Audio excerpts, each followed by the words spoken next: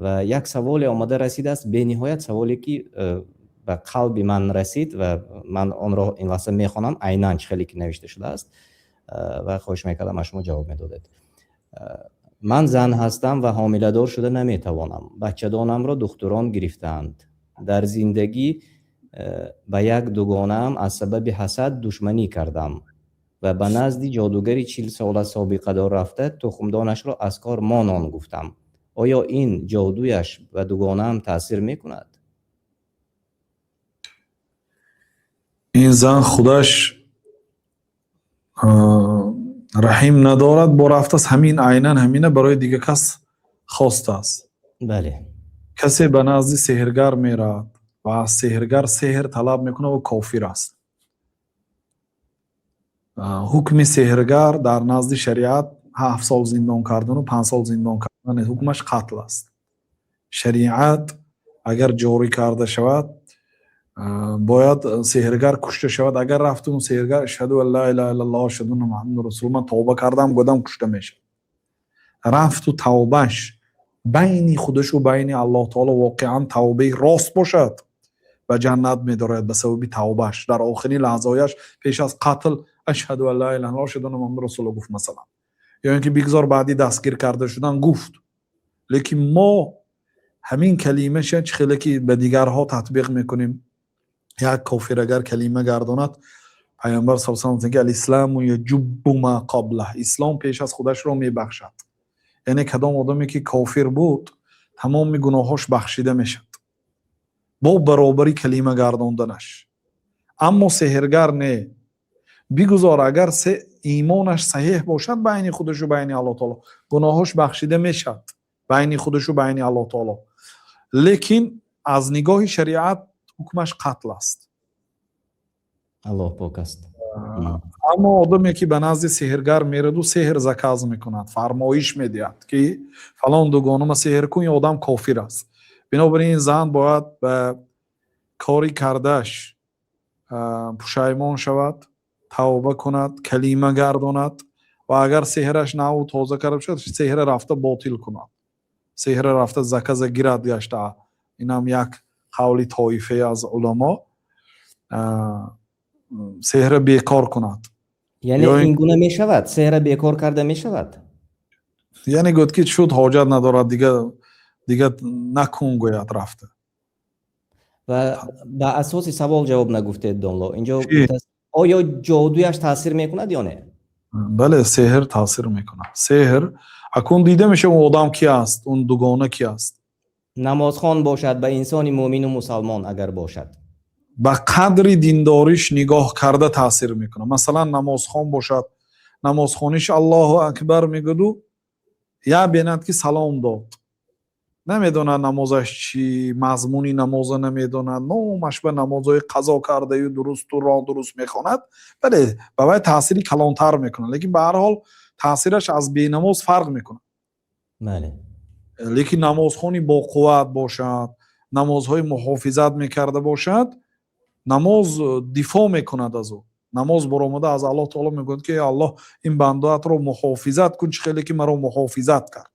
یعنی من از قضا شدم، مرا بی اهمیتی نکرد، من به مخصوص اهمیت داد، توی هم به این اهمیت ده میگود. نماز دعا میکنه. این آدم به سحر مثلا مراد گفته اگر سحر کند دردی سر میشد شاید. یعنی کم تاثیر هست. آدمایی که تاثیر نکند. الله تعالی هم میگه که و ما هم بضارین به من احد الا باذن الله. سحرگرها، جادوگرها، جنها و شیاطین به یگان که ضرر رسانده نمیتونه مگرم با اجازت الله. الله اگر اجازت دهد بعد تاثیر میکند سحر. اگر اجازت نده تاثیر نمیکنه. یا زنک هم من بارها نقل کردگم، یک خواستگاری بیریش میبیاد، جوانی بیریش در ریاض شدگی است، شهر ریاض. و دختر میگوید من نمیرسم به این بیریش. بعد اون قهر میکند اون بیریش. یکم بیریشی در اون وقتا خود یک آدمی بیدین بر این بوده، از بیریشی ماده شد. بیریش بود.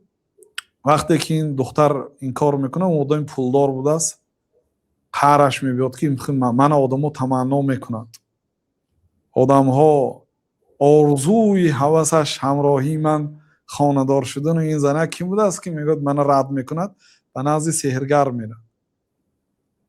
سحرگر پول میگیرد، پولی کلانه، میگوید که من سحر میکنم این دختر، یعنی همین خیلی موافق طلب باید آمده زیر پایش التجا کند که مرا گیر کن. این گفت که من توی نمیگیرم اکن، وقت چند مرا رد کردی اکن من توی نمیگیرم گوید و وای نیم التماس من گیر گفته گریه کند باید، یعنی زکه زمی خیلی شدگی است. خلاصه هیچی نتیجه نیست. بعد میرد پیش سحرگر که میگوید این چند روز گذشت هیچی نتیجه نیست کو؟ میگوید نمیشد، من نمیتونم. میگوید پولت میگوید، پول میگیرد گنشه سحرگری با قوتر میوه، وای پولی کلانتر میگیرد باز سحر شروع میکنه، هیچی نتیجه نیست. و اومده میگوید که چی به نتیجه نیست؟ میگوید که نمیشه وای زنه که سحر دختر سحر کرد. چی به میگوید چیکار میکند؟ که گفت وای هر روز سوره بقره میخواند. سوره بقره 1.5 ساعت وقت میگیره اگر آهسته خوانید، اگر تجوید کردید آرام خوانید، اگر الف لام میم ذالک الکتاب لا ریب فیه همین خوانید 130 دقیقه خوانده میشد. یعنی 130 دقیقه تیک توک و اینستاگرام میشته دخترام خیکره سوره بقره میخونده هر روز 1 مرتبه. نمیشد و سحر کرده میگه سحرگر. این داماد میگه برای چی نمیشه؟ میگه که برای اون که سوره بقره میخونه. واقعا پیامبر صلی الله علیه و سلم میگه سوره البقره لا تستطيعها البطله. سوره بقره را سحرگرا سحر کرده نمیتونن، یعنی بطله گفتن سحرگرا مراد، یعنی اگر همین آدم سوره بقره خواند سحرگرا سحر کرده نمیتونن. سوره البقره اخذها برکه ولا تستطيعها البطله او كما قال صلی الله علیه و سلم. سوره بقره تعلیم گرفتنش برکه است و وای را سحرگرا نمیتونن باطل کرد. این اگر اون دختر اون دوگانش اگر زنی با تقوا باشد، زنی مثلا دیندار باشه، ولی نمیتوند سحر کرده، عملای خوبش باشد، لیکن به هر حال هم از این عمل دست کشد و هم از حقی اون ظلم کرد، جور کرد به حقی وی پایما که این گناه 4 شرط دارد. یکتش از همین آدم حلالیت پرسیدن، حلال شدن، چون که روز قیامت دعوا میکند. الله تعالی میگه که همین تو سحر کرد و چی میخوای در حقش؟ روز قیامت بخشش نیست. بنابراین پیامبر صلی الله علیه و آله میگه در این دنیا حلال شویتون، روز قیامت آدم پدرش نمیبخشد. بعد روز قیامت دیگر هیچ کس هیچ کس رحم نمیکند. برای همین در همین دنیا حلال شدن در کار، حقی اونا پایمال کردید. بله. الله برکتتان تید. داملا شما خیلی خوب اینجا ذکر کردید. این لحظه ها در